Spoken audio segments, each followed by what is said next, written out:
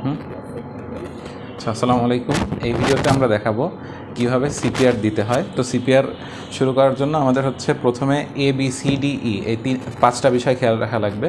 তো এতে হচ্ছে আমাদের এয়ারওয়ে ক্লিয়ারেন্স, বিতে হচ্ছে ব্রিদিং, সিতে সার্কুলেশন, ডিতে হচ্ছে ডিসেবিলিটি ডিটারমিনেশন এবং লাস্টে হচ্ছে এক্সপোজার ইন কন্ট্রোল এনভায়রনমেন্ট।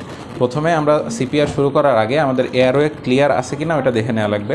তো আমাদের হচ্ছে যে পেশেন্ট থাকবে তো তার মুখের মধ্যে কোনো ফরেন বডি বা ফরেন পার্টিকেল আছে কি না ওটা দেখে নেওয়া লাগবে। এবং যেমন কোনো একটা রোড ট্রাফিক অ্যাক্সিডেন্টে পেশেন্টের মুখের মধ্যে যে কোনো ইটের খোয়া বা ছোটো টুকরা বা কাদামাটি ঢুকে যেতে পারে, ওইটা হচ্ছে আমরা এইভাবে মুখের মধ্যে হাত দিয়ে ওটা বের করে আনবো। অথবা যদি মুখের মধ্যে রক্ত থাকে ওই জিনিসগুলো আমাদের ক্লিয়ার করে নিতে হবে। এর পরবর্তীতে আমাদের যে ব্রিদিং কী বলে এটাকে সার্কুলেশনটা ঠিক আছে কি না ওইটার জন্য হচ্ছে আমাদের এখানে যে ক্যারোটিড পালসটা আছে ওটা দেখে নেওয়া লাগবে। যদি পালস না থাকে সেই ক্ষেত্রে আমাদের সিপিআরটা শুরু করতে হবে এবং সিপিআর চলাকালীন প্রত্যেক সাইকেলের পর আমাদের চেক করা লাগবে যে পালসটা পাওয়া যাচ্ছে কি না। তো আমাদের এই প্রসিডিউর চলাকালীন সময়ে আমাদের হচ্ছে 30 বার হচ্ছে প্রেস করতে হবে এবং 2 বার হচ্ছে মুখে এর কী বলে ব্রিদিংটা দিতে হবে। তো এটা আমরা আম্বু ব্যাগ দিয়েও দিতে পারি। আম্বু ব্যাগটা কই? আচ্ছা, আম্বু ব্যাগ দিয়েও দিতে পারি। আর যদি আম্বু ব্যাগ সাথে না থাকে, আম্বু ব্যাগ যদি সাথে না থাকে, যেমন রাস্তাঘাটে যে কোনো অ্যাক্সিডেন্টে আম্বু ব্যাগ সাথে থাকবে না, এটাই স্বাভাবিক। তো তখন হচ্ছে মাউথ টু মাউথ ব্রিদিং দেওয়া লাগবে। তো যে কোনো এক পেশেন্টের মুখের সাথে মুখ লাগায় ব্রিদিং দেওয়া অনেক ক্ষেত্রে মানে রুচির সাথে নাও যেতে পারে। সেই ক্ষেত্রে হচ্ছে কোনো একটা কাপড় দিয়ে মাউথ টু মাউথ হচ্ছে এভাবে ব্রিদিং দিতে হবে।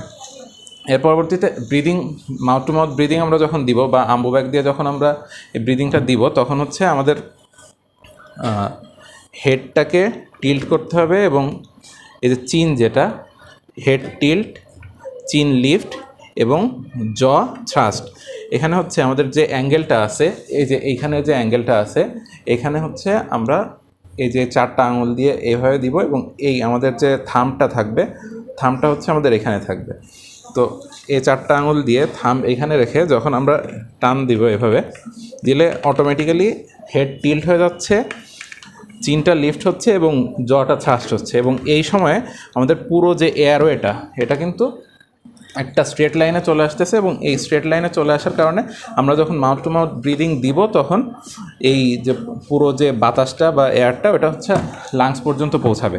তো এরপরে আসি যে আমাদের সিপিআরের যে আমরা যে প্রেস করব, এই প্রেসটা আমরা কোন পজিশনে করব এবং কখন করব। তো আমাদের বুকের যে স্টারনাম থাকে, স্টারনামের আমরা জানি 3টা পার্ট থাকে, পুরো ম্যানোব্রিয়াম হচ্ছে বডি আর নিচে হচ্ছে জিফয়েড প্রসেস। তো আমাদের এই যে জিফয়েড প্রসেস যেটা, এটা কিন্তু একটু নরম হয় কিন্তু এর উপরের যে অংশটা এটা শক্ত হয়। ওইখানে যদি আমরা প্রেস করি, ওইখানে প্রেস করলে আমাদের চেস্টটা কিন্তু মানে ডিপ্রেসড হবে না এবং আমাদের হার্টের যে পজিশনটা কিন্তু উপরের দিকে না, একটু নিচের দিকে।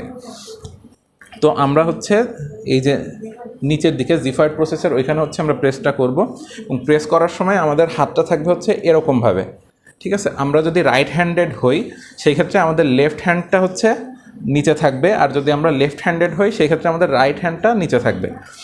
তো হাতের যে আলনার বর্ডার যেটা আছে এই যে এইখানে, এই জায়গাটা আমরা এই যে ক্যামেরাটা করে নিয়ে সামনে নিয়ে এই জায়গাটা আমরা যে প্লেস করলাম, প্লেস করার পরে আমাদের আরেকটা যে হাত থাকবে ডান হাত, যেহেতু আমি রাইট হ্যান্ডেড তো আমি হচ্ছে আমার লেফট হ্যান্ডটা এখানে প্লেস করলাম এবং আমার রাইট হ্যান্ড দিয়ে হচ্ছে এইভাবে আমি এটা ধরলাম, ঠিক আছে।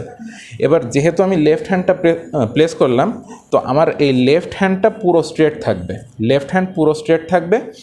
আর আমার রাইট হ্যান্ড ফ্লেক্সড বা যে কোনোভাবে থাকতে পারে কিন্তু আমার লেফট হ্যান্ডটা পুরো স্ট্রেট থাকবে।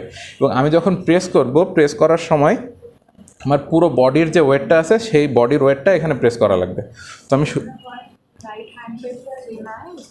এবার আমি যখন প্রেস করব, যে প্রেসটা এইভাবে শুরু করব এবং এটা হচ্ছে যত দ্রুত সম্ভব, মানে এখানে আমি হয়তো দেওয়ার সময় যে অল্প সময় নিয়ে দিচ্ছি বা অনেক স্লোলি দিচ্ছি, কিন্তু এটা যখন বাস্তবে দিতে হবে তখন প্রচণ্ড ফাস্ট দিতে হবে এবং যত দ্রুত সম্ভব এই সাইকেলটা কমপ্লিট করতে হবে। তো আমাদের একটা সাইকেল হচ্ছে আমরা প্রথমে 30 বার হচ্ছে প্রেস করব।